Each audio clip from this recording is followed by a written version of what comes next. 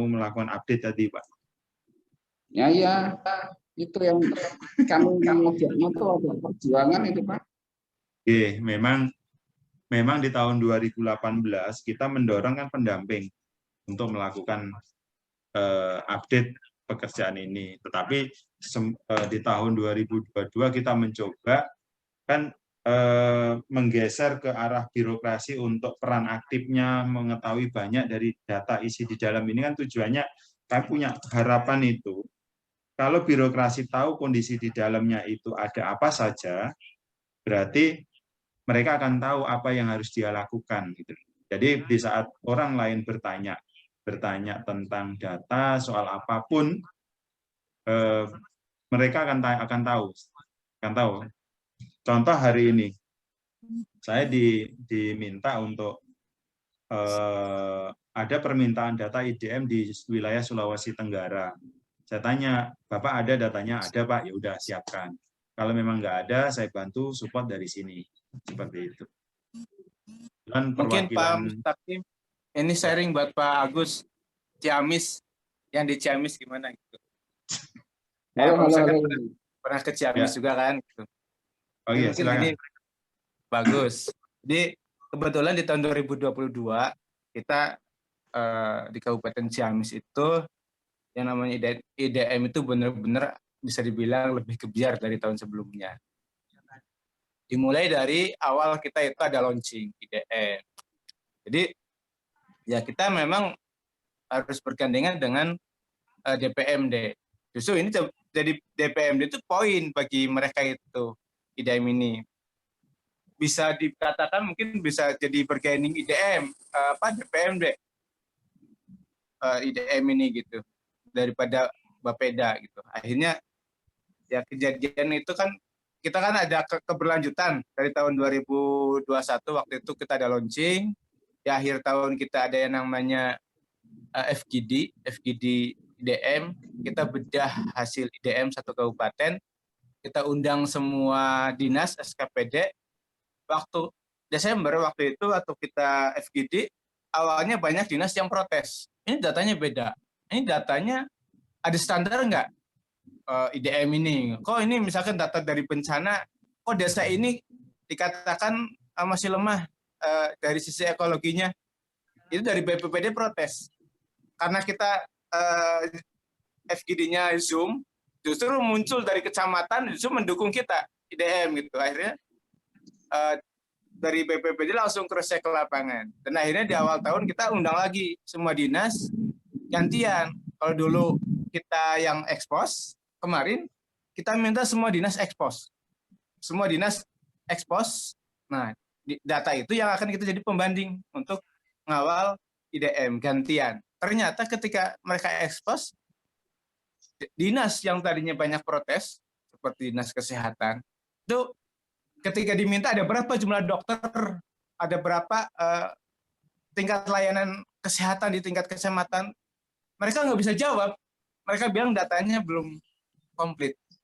Nah, disitulah akhirnya jadi titik balik kekuatan kita untuk kita benar-benar menggebiarkan yang namanya IDM. Sebelum pemutakhiran kita undang juga SKPD. Kita jelaskan IDM ini fungsinya apa, bahwa ini terkait data milik desa, tapi bisa dimanfaatkan oleh kabupaten, provinsi juga pusat. Akhirnya ya mereka support. Nah, tindak lanjut kemudian kita ada tuh yang namanya IST khusus koordinator kecamatan, PIC IDM. Itu didanain langsung dari DPMD, disupport dari DPMD. Jadi kita 2 hari 1 malam di hotel kita undang. BPS juga kita undang, supaya juga tidak ada perbedaan persepsi antara data kita. Jadi BPS juga bisa menjelaskan, oh IDM ini adalah jenis sensus sekunder. Jadi bukan katakanlah, jadi ada pemahaman bahwa kita itu bukan saingan dengan statistik. Kita punya, jadi setiap lembaga yang melakukan survei atau sensus pasti punya tujuan masing-masing. Dan salah satunya IDM ini adalah tujuannya untuk mengukur bagaimana tingkat layanan dasar masyarakat. Nah, tindak lanjut dari itu kemudian kita ada yang namanya ekspos kaudanan, eks kaudanan. Jadi Di semua kecamatan kita ekspos, di semua kecamatan, tapi kita fokuskan satu klaster misalkan 5 atau 8 kecamatan di satu kecamatan fokus. Kita ekspos di situ selama beberapa hari. Hari pertama kita semua peserta camat, sekmat, kades ikut Zoom. Nah, hari berikutnya teman-teman TA, semua TA itu dibagi per wilayah. Juga ada tim dari DPMD. Kita datang ke Kawedanan, 5 atau 6 kecamatan. Kita jadi narasumbernya. Pesertanya bukan lagi kades, tapi ini yang tadi yang dimaksud. Pesertanya adalah pokja yang ditentukan oleh kades yang ditugaskan khusus untuk input IDM. Nah, inilah akhirnya semua desa yang hadir itu bukan kadesnya, tapi mau misalkan pemerintahan atau perencanaan, silahkan terserah desa. Dan kita kawal juga di DPMD bahwa di APBD 2022 itu desa-desa menganggarkan untuk pemutahiran IDM, termasuk kita kaitkan pula dengan pemutahiran SDGs. Jadi memang ditempel IDM itu anggarannya nempel ke SDGs dan pemanfaatannya untuk rapat bareng. Kayak kemarin kita desa ada hari ini ya, kemarin ada desa yang dia judul utama adalah pemutahiran SDGs. Anggaran bisa sampai 30 juta itu. Akhirnya tapi dalam sosialisasi di awal kita ada BIMTEK juga, ada evaluasi, kita bahas juga IDM. Jadi sebelum berbicara SDGs kita buka IDM.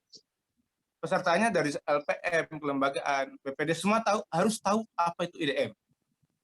Setelah itu baru nanti yang menjadi pokjanya di bawahnya semuanya itu tahu alurnya, walaupun yang mengerjakan hanya tim, nggak semuanya. Nanti ada untuk petugas SDGs, ada lagi, fokus lagi. Tapi yang jelas kita memang termasuk juga tim teman-teman TPP di tingkat kecamatan. Sebenarnya kecamatan itu suka loh kalau diajak untuk menggerakkan ini. Bahkan kita ada request saya ya, di wilayah dampingan saya, Pak Camat itu request. Ada satu kecamatan dengan jumlah penduduk terbesar di Kabupaten Ciamis, dengan desa juga termasuk kota pertumbuhan, penyangga utama, tapi nggak ada satupun yang mandiri. Si camatnya ini malu, artinya sampai dia, ya kita kompori juga gitu, bahwa ketika di kecamatan dia nggak ada satupun yang mandiri, masa Pak Camatnya nggak malu gitu. Akhirnya Pak Camatnya justru yang menjadi motivator. Ketika kita ada sosialisasi di Kawedanan, camat itu dijadikan tuan rumah, dia jadikan salah satu narasumber ketika dia memberikan sambutan, dia motivasinya gitu, ngompori desa yang ada di wilayah tugas beliau. Dan memang ini saling keterkaitan, termasuk juga di Musrenbang, kita juga di Mantu, disamakan, termasuk juga, ya kita sama-sama tahu. Akhirnya sama BPS juga kita saling terbuka. BPS mengatakan, kita akan selalu berbeda yang namanya data jumlah penduduk.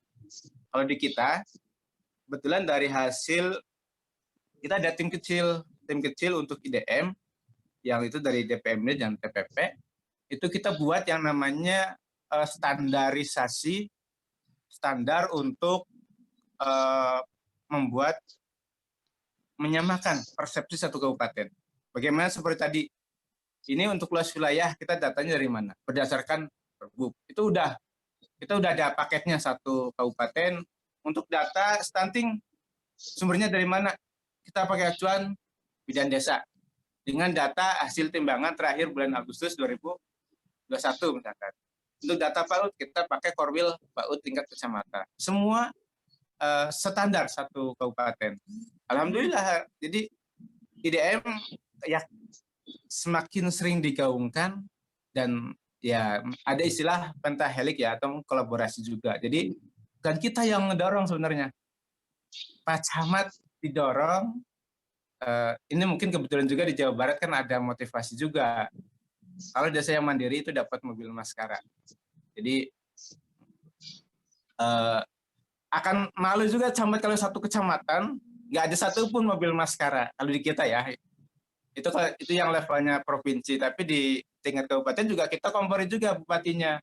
Masa provinsi punya, masa Ciamis kabupaten enggak. Akhirnya 2021 kemarin ngasih apresiasi dari kabupaten. Desa yang mandiri dapat 5 juta. Walaupun kecil, tapi itu prosesnya yang kita bikin mereka bangga. Ada acara penyerahan hadiah, sertifikat, dan itu Zoom juga, jadi kan kelihatan juga.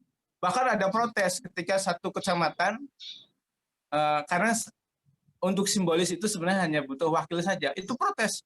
Ada satu kecamatan yang 4 desanya mandiri. Satu yang dipanggil, karena ada kebetulan waktu itu hanya perempuan yang dipanggil, ternyata desa yang lain pada protes. Nah ini yang akhirnya menjadi melecut semangat mungkin ya, antar desa.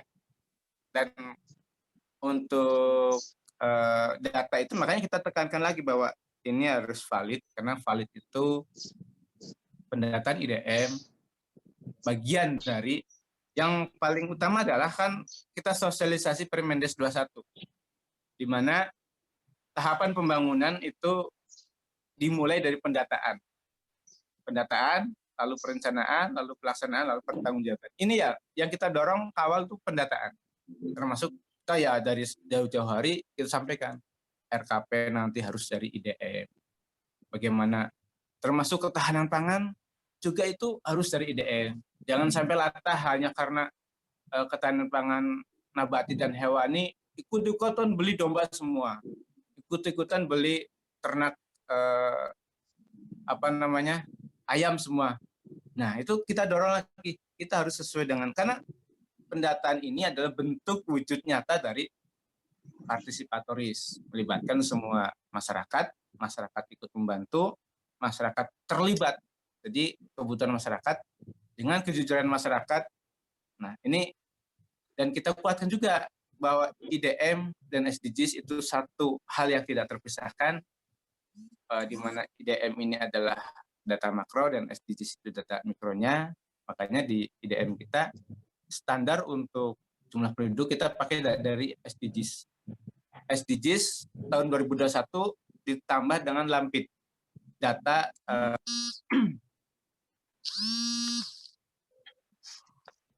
data yang orang datang, mati, pergi, dan itulah. Jadi sampai per Maret 2022. Jadi kita standar semuanya. Ya mudah-mudahan lebih baik. Ya, ini mungkin justru kesempatan buat teman-teman di Pati, kalau DPMD-nya belum terlalu bergerak maju, itu bergaining juga buat kita sebenarnya, buat TPP. Jadi kita yang ngawal. Jadi mereka tahu bahwa tanpa kita mereka nggak akan tahu status kabupaten mereka. Jadi ini poin plus yang perlu dimanfaatkan sebenarnya. Jadi justru ruang IDM ini menjadi ruang masuk kita, dikenal, diakui oleh semua lini sektor pemerintahan di tingkat kabupaten. Mungkin itu yang bisa jadikan sharing aja buat teman-teman di Kabupaten Pati. Mungkin itu Pak Mustaqim. Siap, terima kasih Mas Untung. Ya, terima kasih. Ya. Mas Untung, terima kasih itu informasinya. Saya pendamping desa. Uraian Pak Untung tadi sangat bermanfaat dan sangat berguna bagi teman-teman TAPM di sini. Harapan kami TAPM yang masuk di Zoom ini ya untuk menindaklanjuti itu. Terima kasih Mas Untung. Ya. Kita belajar bareng Pak ya. Assalamualaikum warahmatullahi wabarakatuh. Selamat siang, salam sehat selalu untuk di pagi edisi yang hari ini kita bisa bertemu di acara webinar ini. Satu ini Pak Mustaqim yang bisa saya mintakan gitu ya kepada panjenengan dan jajaran di PDP-nya. Sekiranya bisa berintervensi kaitannya dengan alokasi besar kecilnya dana desa terhadap desa-desa. Satu adalah adanya perubahan skor yang kedua adalah berubahnya status. Karena kalau saya secara positif aja bahwa kalau desa bisa berubah status, berarti desa itu telah menerapkan sebuah prinsip pendataan yang sesuai dengan SOP itu. Karena dijelaskan oleh beliau Pak Untung itu bahwa perencanaan itu berasal dari pendataan. Berarti di sini ada sebuah pentahelik yang bekerja secara kolaboratif sehingga desa itu mampu menjawab apa yang digariskan sesuai dengan Undang-Undang Nomor 6 tahun 2014 dan Permendes 21 tahun 2020. Sehingga kami yang sebagai TPP di bawah menguatkan secara psikis dan teknis kepada Pemdes setelah IDM terselesaikan dan kita tahu statusnya desanya seperti ini, khususnya apalagi sampai ke mandiri. Kalau kita bicara ke mandiri berarti kan ada sebuah keinginan bersama seluruh elemen di masyarakat, kita itu bisa menerapkan perencanaan itu sesuai dengan data yang ada. Karena Pak, kami sudah mengawali di tahun-tahun yang lalu adanya IDM itu, kami berpijak pada rumusan pokok Pak Mustaqim gitu. Karena rumusan pokok itu adalah untuk menjawab sebetulnya ini kebutuhannya desa tanpa kita mengesampingkan adanya prioritas nasional. Nah, sehingga karena adanya perubahan dari 3% menjadi 4% yang dialokasi kinerja, itu pun disinggung oleh Pak Mustaqim, ada salah satu indikatornya adalah penurunan angka kemiskinan gitu, dan itu memang kami menjawab dengan sebuah data, sehingga mohonlah Pak Mustaqim dan di jajaran Kemendes minta kepada Kemenkyu ada sebuah leg spesialis begitu. Terima kasih Pak Mustaqim. Assalamualaikum warahmatullahi wabarakatuh. Waalaikumsalam warahmatullahi wabarakatuh. Makasih Kang. Sama persis dengan harapan yang sudah kita sampaikan di hari Sabtu kemarin ya. Hasil diskusi kami, yaitu Pak Direktur, saya dengan Bapak itu memang seharusnya ini menjadi evaluasi ya. Evaluasi di mana bagi desa yang turun status itu dikasih punishment, bagi yang naik status dikasih reward. Itu adalah PR. Cuma yang menjadi catatan kemarin, nggak tahu ini salah pemahaman atau bagian saya belum tahu ya.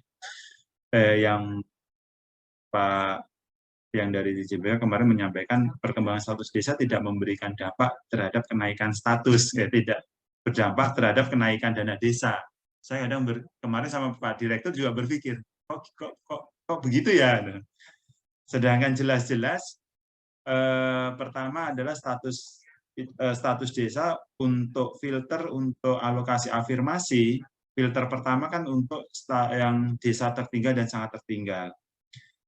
Yang menjadi filter kedua adalah jumlah penduduk miskinnya yang banyak, yang masuk DC 7, 8, 9, 10. Tuh. Sehingga apa? Memang diharapkan yang statusnya tertinggal dan sangat tertinggal ini fokus ke menurunkan tingkat kemiskinan. Satu. Yang kedua, yang untuk alokasi kinerja, filter pertama itu adalah yang statusnya berkembang, maju, dan mandiri. Itu filternya dulu.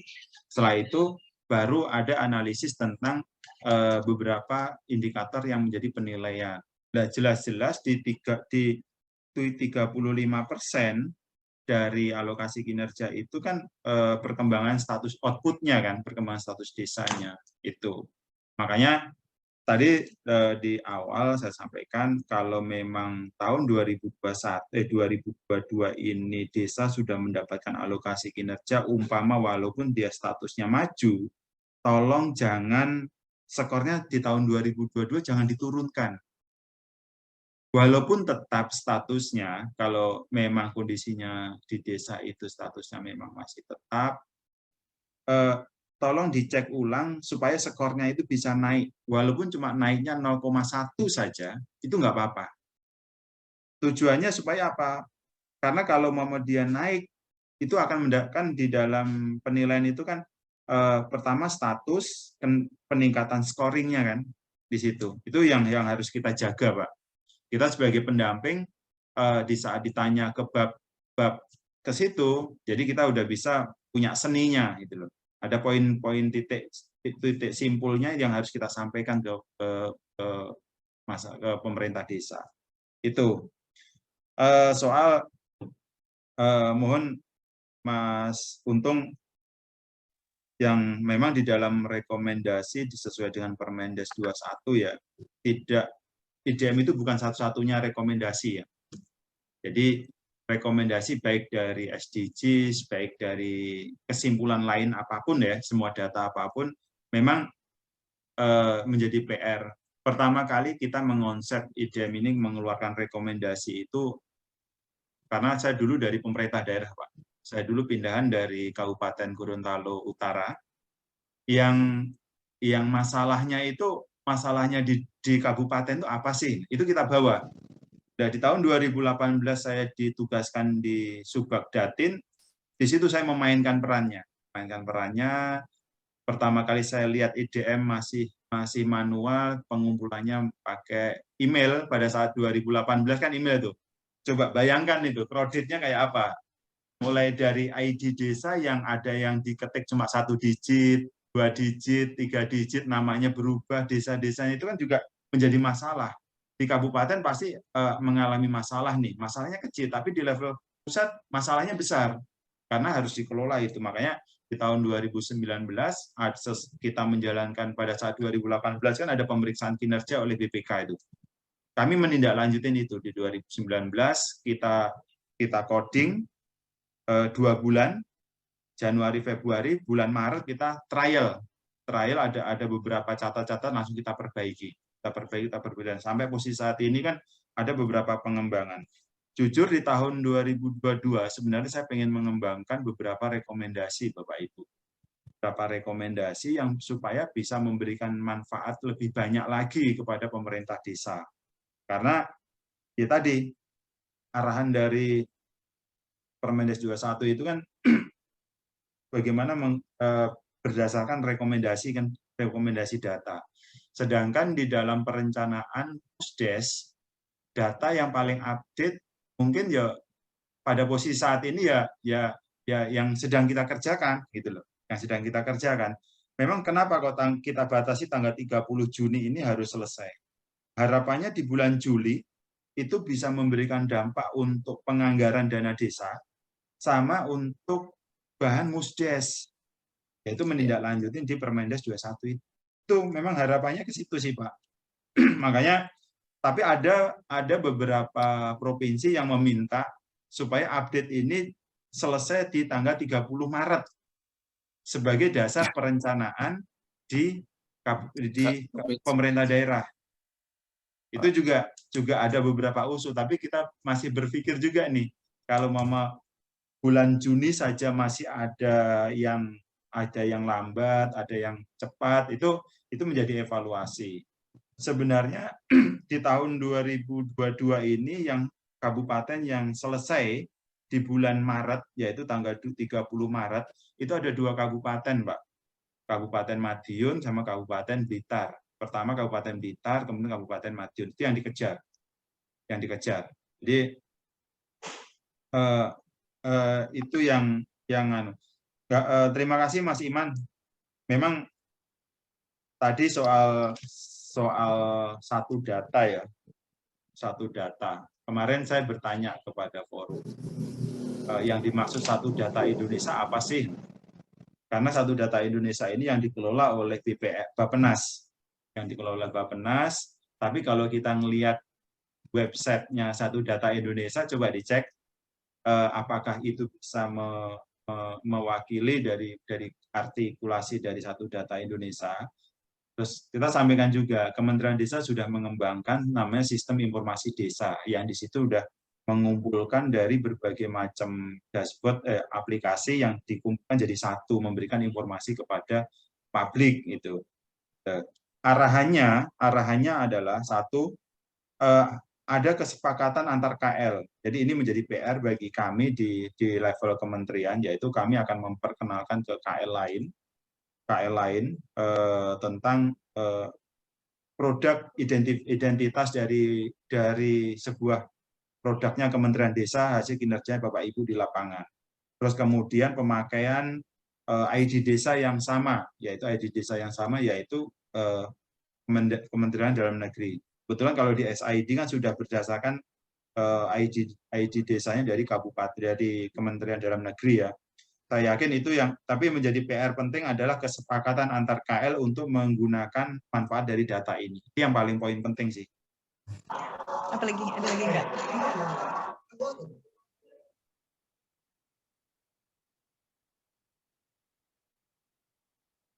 Ada tambahan dari yang lain? Izin Pak Mus sedikit. Silakan, Terkait BPJS, di kita awalnya mau langsung kerjasama antara DPMD dengan BPJS. Namun kemarin tidak jadi terlaksana karena ternyata di pihak BPJS sendiri untuk saat ini belum bisa menyiapkan data itu untuk satu kabupaten. Mudah-mudahan tahun depan ada. Akhirnya ya kita kembali ke SDG. Sebenarnya kan kalau SDGs-nya kita kemarin 2021 minimal sudah nginput, walaupun mungkin belum terupload di aplikasi, itu di SDG sebenarnya sudah ada sih sebenarnya. Ya akhirnya kita kembali ke sana lagi gitu kalau yang terkait dengan BPJS. Kalau yang tadi yang terkait dengan perencanaan sedikit, itu kita kuatkan di Perbup prioritas dana desa. Jadi di Perbup pedoman teknis penggunaan dana desa, kita IDM itu dimasukkan di sana sebagai katakanlah lampiran. Jadi bahwa rekomendasi IDM itu menjadi salah satu yang menjadi acuan untuk pelaksanaan perencanaan. Ini itu Pak. Iya. Terima kasih. Iya Mas Untung, memang Jawa Barat ini diuntungkan oleh regulasi kepala daerah ya, kepala daerah Pak Gubernur juga mensupport ya. Jadi trennya luar biasa. Semoga saja Jawa Tengah juga akan mengikuti. Tapi kalau boleh jujur Pak Mus, kalau boleh jujur, saya sebagai bagian dari TPP, mungkin dari segi pelaksanaan IDM kita diuntungkan, tapi dari sisi kreativitas sebenarnya pemerintah daerah itu yang niru ke Kemendes. Buktinya IDM itu dijadikan sebagai IKU. Itu. Bagus. Tapi ya kita ambil simbiosis mutualismenya, sama-sama itu jadi katakanlah untuk kebaikan desa. Jadi sama-sama mentahelik itu gitu. Gubernur juga menjadi IDM sebagai, jadi kan IDM kan munculnya dari Kemendes dulu. Daerah kan kita kan 2018, gubernur juga, bupati juga. Ya, kita ambil sisi positifnya lah. Ya, ini Pak Untung, Jin. Saya khawatir di poin ini ada kalau salah pemahaman, khawatir saya. Jadi gini, perlu kita pahamin, RPJMN tahun 2019-2024 adalah mengentaskan desa tertinggal menjadi berkembang menjadi mandiri. Itu RPJMN. Seyogyanya kalau RPJMN mengatakan mengentaskan desa tertinggal, tidak itu ya, mengentaskan desa tertinggal itu, terus kemudian berarti RPJMD seharusnya ikut kan? Betul. RPJMD di level provinsi, kabupaten, kota, dan desa seharusnya juga ikut ke situ. Satu. Poin yang kedua yang harus kita luruskan bahwasannya memang di dalam RPJMN itu adalah ada bintang 1, yaitu berdasarkan data indeks desa. Berdasarkan data indeks desa. Pada posisi tahun 2016 sampai 2019, yaitu ada rencana menggabungkan antara indeks pembangunan IPD pada saat itu, IPD dengan IDM mau digabungkan, makanya jadi indeks desa. Pada posisi tataran kebijakan, Kementerian Desa menerima tentang perubahan indikator-indikator untuk pembentuk dari indeks desa itu. Cuma pada saat pas pada posisi pengorganisasian pengumpulan datanya, Kementerian Desa masih belum sepakat. Karena di dalam indeks desa itu berdasarkan data PODES. Maka di tahun ini, mulai dari tahun 2019, 2020 sampai tahun 2020, data PODES itu selalu diupdate oleh BPS.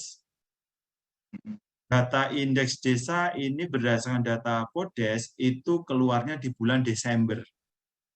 Di bulan Desember, yaitu publikasinya di bulan Januari. Kita melakukan update di bulan Januari sampai Juni untuk data tahun 2022 ini. Jadi data yang terbarukan itu. Yang kami punya usul kepada lembaga KL lain bahwasanya pengorganisasian yang sudah baik, yang sudah dengan konsep partisipasi pemberdayaan berbagai macam sektor ini, itu yang dipertahankan. Ternyata tidak, ternyata KL lain belum mau. Kalau kami memberikan tawaran kepada KL itu adalah begini, yang pengorganisasian di level desa itu didampingi adalah pendamping lokal desa, kepala perangkat desa, sama mantis BPS. Kami memberikan usul begitu. Terus kemudian di level kecamatan itu diverifikasi oleh PD, kecamatan, sama mantis BPS juga.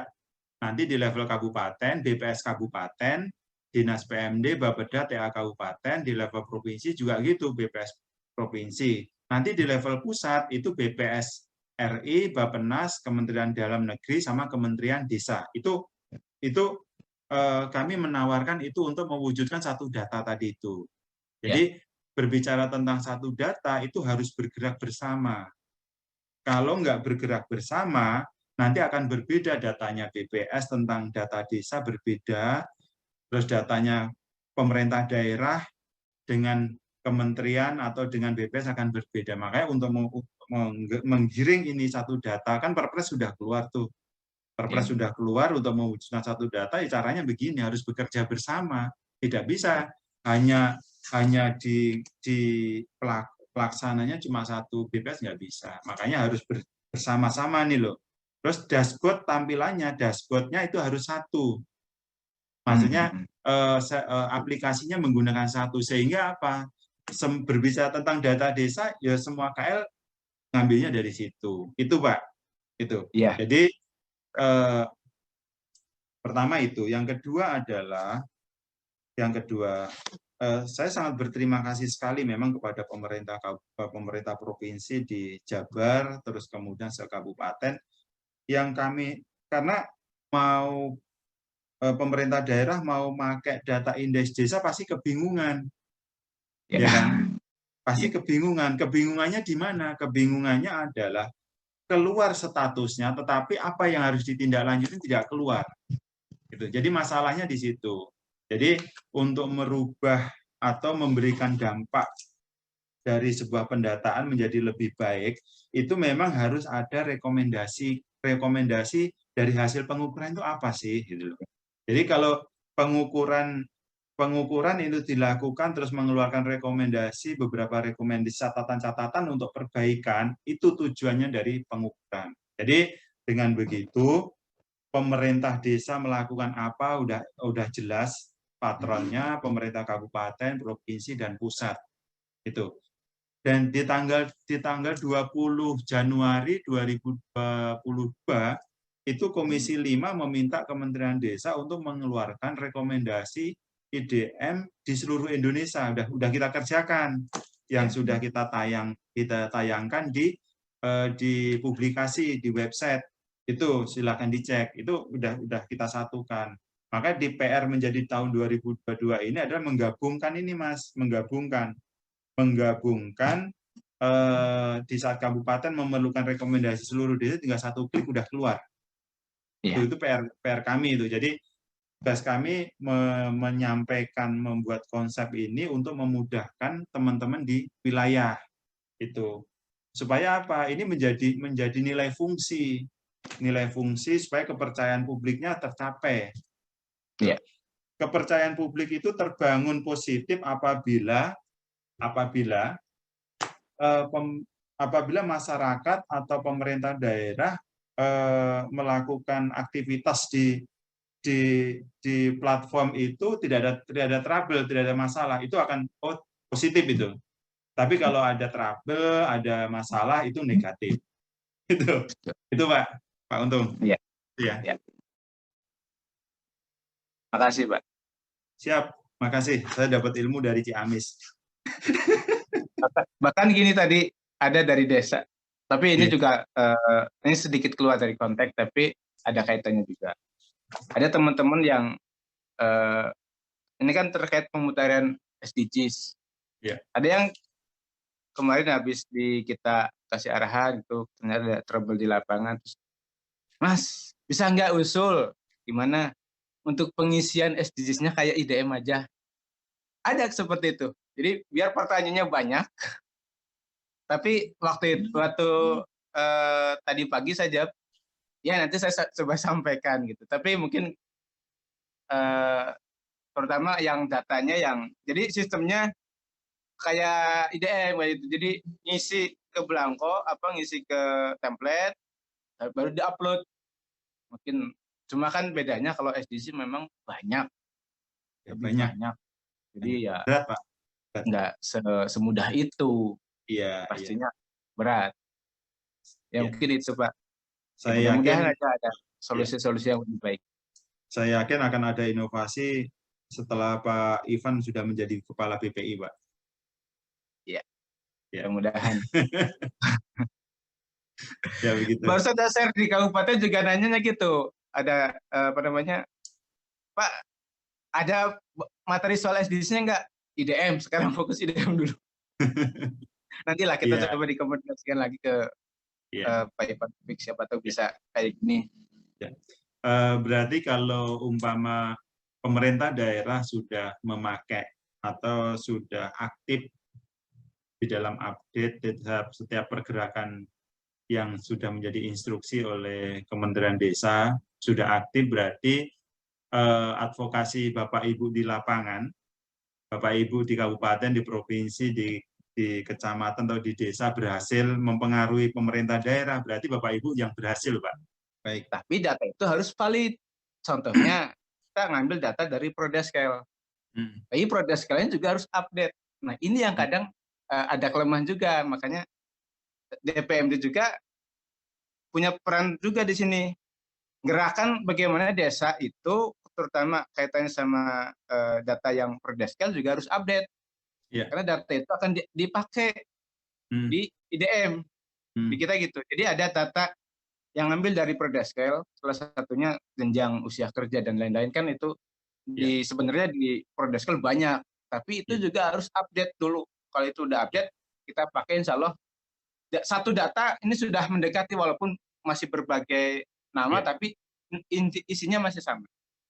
Mungkin itu, Pak. Terima kasih, Pak. Betul, Pak. Pernah saya tampilkan itu ya, saya tampilkan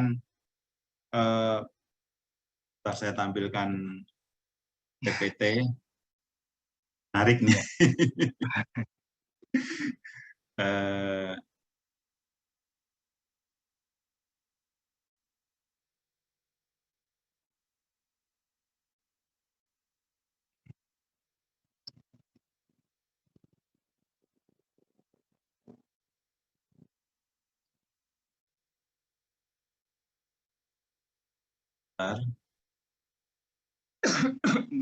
Belakang dulu, Pak.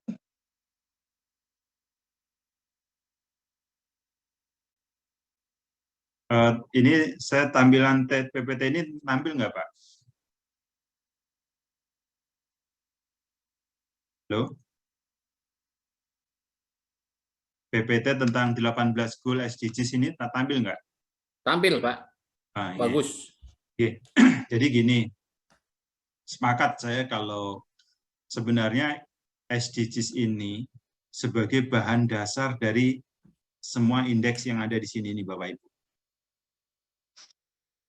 Karena berbicara tentang indeks di desa itu yang saya ketahui itu pengampunya itu BPS dan Bappenas itu ada IPD yang sudah berganti menjadi indeks desa. Itu yang mengukur ya, bahan dasarnya adalah PODES. Terus kalau di Kementerian Desa itu ada indeks desa, ada indeks IDM ini. Ini mengukur tentang perkembangan status desanya. Terus kalau di Kementerian Dalam Negeri itu ada FDeskel, Prodeskel, sebentar lagi ada namanya Indeks Tata Kelola Pemerintahan, Pak. IPEDA, Pak ya? Iya. Ini masih dalam proses ini. Indeks Tata Kelola Pemerintahan ini masih proses. Kemarin kita disuruh memberi masukan ke Kementerian Dalam Negeri. Beliau bertanya, mengapa IDM bisa semasif dan bisa update tiap tahun? Itu. Itu gara-gara Pak Mustaqim. Tidak, Pak. Tidak. Itu karena Bapak Ibu di wilayah. Ya. Jadi mereka bertanya ke situ. Kita sampaikan. Pertama yang harus kita berikan suatu nilai tawaran adalah kita di level kementerian jangan ego, jangan memunculkan ego sektoralnya. Saya katakan ego sektoralnya, saya katakan begini. Di level kementerian itu membuat suatu konsep grand design-nya, itu diharapkan setiap pendataan memberikan dampak. Dampaknya timbal baliknya itu loh. Itu yang paling utama. Karena apa? Kalau desa, pasti kalau ditanya, sepakat dengan yang disampaikan Pak Untung. Desa itu kalau disuruh melakukan update, pasti bertanya, dampaknya apa? Untungnya apa untuk desa ini? Itu. Poin penting yang diberikan keuntungan di dalam pendataan kita selama ini adalah data kita dimanfaatkan untuk mensupport perhitungan dana desa. Itu poin pentingnya, yang nilai plusnya kita di situ. Karena apa? Kita mampu menyiapkan data tiap tahun. Kalau kita tidak mampu menyiapkan data tiap tahun, juga pasti nasibnya akan sama. Data kita tidak akan dipakai dalam penganggaran. Karena data kita, kalau mau kita update 2 tahun atau 3 tahun sekali, pasti tidak akan dipakai. Karena apa? Tidak memiliki dampak, evaluasi. Tujuannya kan IDM ini kan memberikan evaluasi tentang perkembangan status desa, apa nih yang anggaran dana desa ataupun dari sumber lainnya yang sudah terplotting ke desa memberikan dampak positif enggak? Kalau memberikan dampak positif, is oke. Berarti ini perlu dikaji lagi. Makanya di dalam pengelolaan dana desa pun kan selalu berkembang.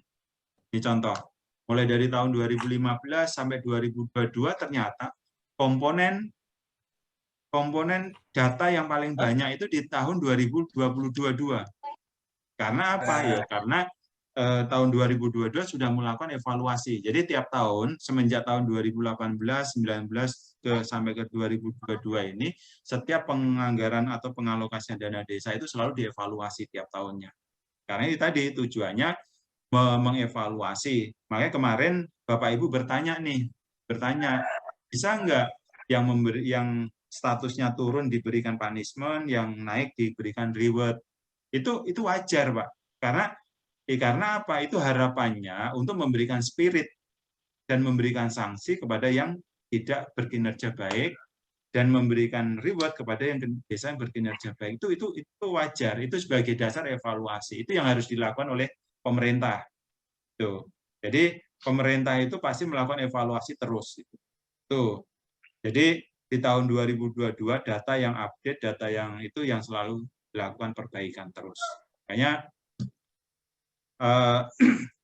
tidak heran kenapa kok data kita dipakai, ya karena kita selalu update. Kita mendorong untuk on time itu. Terus kalau di kawasan itu ada 2, yaitu IPKP sama indeks daerah tertinggal. Nih, indeks daerah tertinggal ini pakai data PODES, BPS dan Bappenas. Ini pemangkunya Kementerian Desa juga, tapi di Dirjen Daerah Tertinggal. Kalau ini IPKP ini pemangkunya adalah Dirjen PDP. Ini masih sedang difinalkan, nanti konsepnya mau FGD atau konsepnya sama dengan IDM, supaya terbangun transparansi datanya. Itu sih Bapak Ibu yang tadi menindaklanjuti dari penyampaian dari Mas Untung dari Ciamis ya. Bapak Ibu, Cukup Pak. Oke. Izin mau pindah channel, mau rakor Jawa Barat dulu. Oke, terima kasih Bapak Ibu. Mohon maaf apabila ada kalimat kata yang tidak berkenan. Yang pasti semangat kita adalah membangun desa, mendampingi desa. Semoga saja ini menjadi amal jariah ibadah kita Bapak Ibu.